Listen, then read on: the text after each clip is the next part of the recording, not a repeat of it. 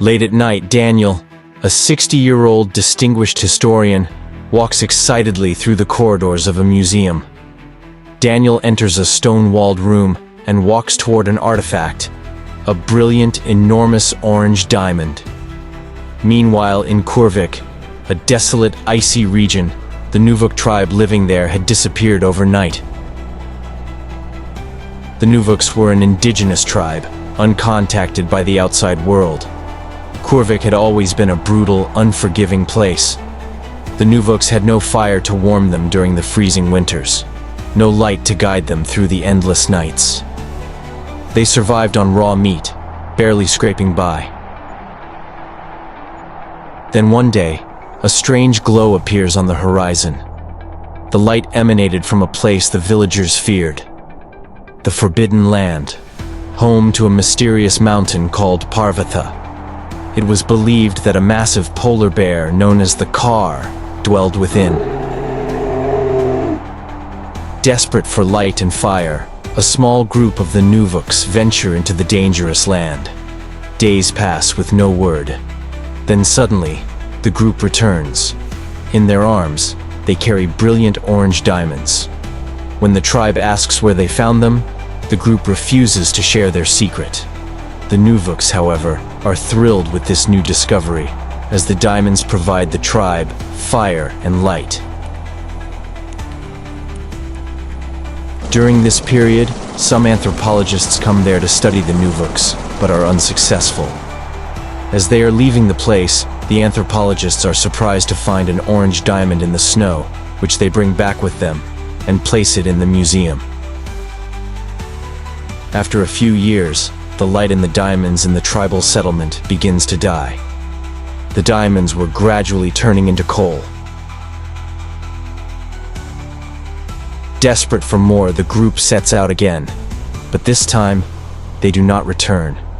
Fearing the worst, the entire village sets off to find the missing group and the diamonds. They disappear too. Now, a team of geologists has set out for Kuurvik to solve the mystery. The mission is named Mission Parvatha, after the mysterious mountain. The sky is a flat gray, merging with the endless white expanse below. As the pilot skillfully brings the chopper down, the team climbs out, their boots sinking into the deep snow. The helicopter lifts off again, quickly disappearing into the blizzard. The team works fast, pulling out heavy tarps and poles, their movements sluggish in the thick gloves and heavy coats. The tents are finally erected. Some of the team members set out for the tribe's settlement and are baffled to find food uneaten on wooden plates, half-woven baskets, and fur-lined garments draped over chairs. The huts stand intact, tools and belongings scattered around, untouched. Meanwhile, the chief geologist, Bruce, looks through the telescope and is excited to see in the distance a mountain with an unusual round shape. Was this Parvatha? Was it the home to the mythical gigantic polar bear? Bruce thinks that the mountain is connected to the disappearance of the Nuvvuks. When the weather clears, the geologists make their way toward the mountain. As they near the mountain's base, they unexpectedly stumble upon a cave entrance, dark and hidden. With trepidation, they step inside. The cave is pitch black. The walls feel strange under their hands, soft and almost spongy. The ground is full of black coals. As the team moves deeper into the cave, they spot a faint orange glow in the distance. Drawn to the mysterious light, they carefully make their way toward it, the eerie glow growing stronger with each step. Soon, they come to the edge of a deep pit. Staring down, they collectively gasp in disbelief.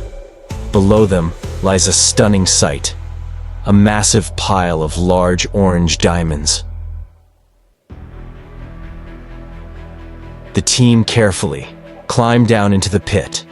They reach the edge of the diamond pit, mesmerized by the sight of the radiant gems stretched out before them. They cautiously pick up the stones, holding them in disbelief. Shouts of joy erupt as the realization of their incredible discovery sinks in. Suddenly, their eyes go wide with shock when they see the missing Nuvvuks huddled in one corner. Bruce steps forward and in broken Kuurvik asks the tribal chief that why is that they didn't get out after finding the diamonds. The chief says the mountain trapped them because they betrayed the mountain. He says that when his tribe members set out to find the source of the orange light, they had found the light had been coming from this cave. They found the diamonds. The mountain spoke to them for a favor in exchange for the diamonds.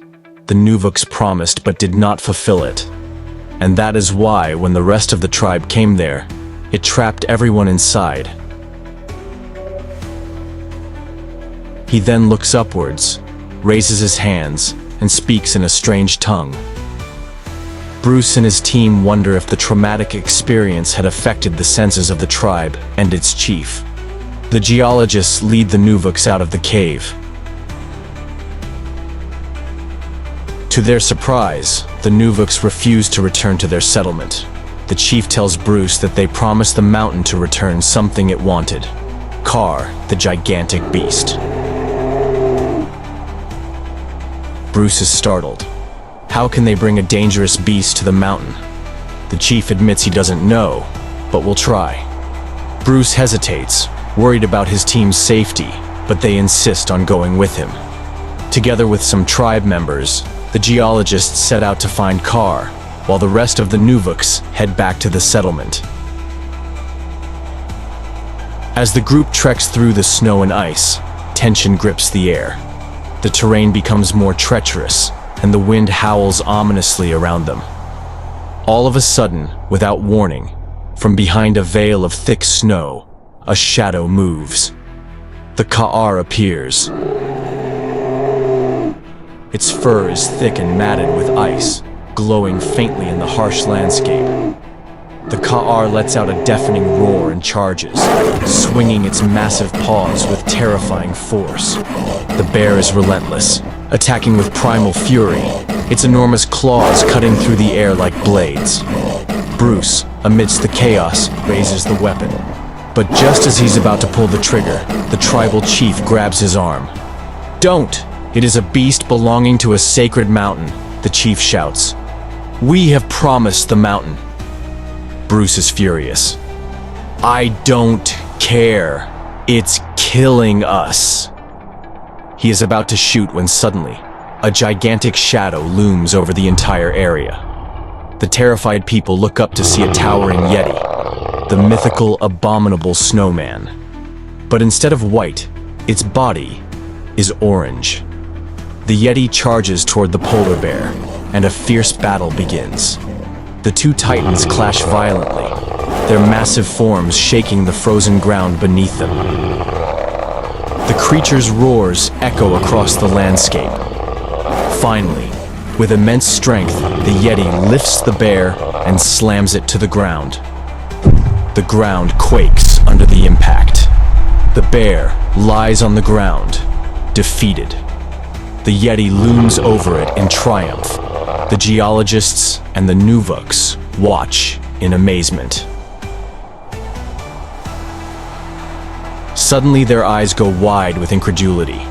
The yeti begins to glow and shine just like the orange diamonds in the cave. It shines brilliantly for a while. And then the glow slowly fades away. The truth dawns on the entire group. The yeti is Kaar. The team of geologists and the Nuvvuks gently guide Kaar toward the mountain, Parvatha. They watch from afar as the yeti looks at the mountain. All of a sudden, there is a loud rumbling sound from the mountain. "We have to leave," says the chief urgently. "An avalanche is starting." The group quickly leaves from there, even as the weather takes a turn for the worse. A blizzard starts up. A mass of snow rapidly moves down the slope of the mountain. The group hurries through the storm and reaches the border of the forbidden land. At that moment, the blizzard stops, and the weather clears. The geologists and the Nuvvuks stop and turn to look at the yeti in the mountain. Both have disappeared. An orange glow has spread in the sky. Everyone is shocked except the chief. As the expedition team leaves Kuurvik, they remember the chief's haunting words. The Yeti had wandered off from Parvatha. The Yeti is Parvatha's child. That means the round mountain, Parvatha, is also a living beast.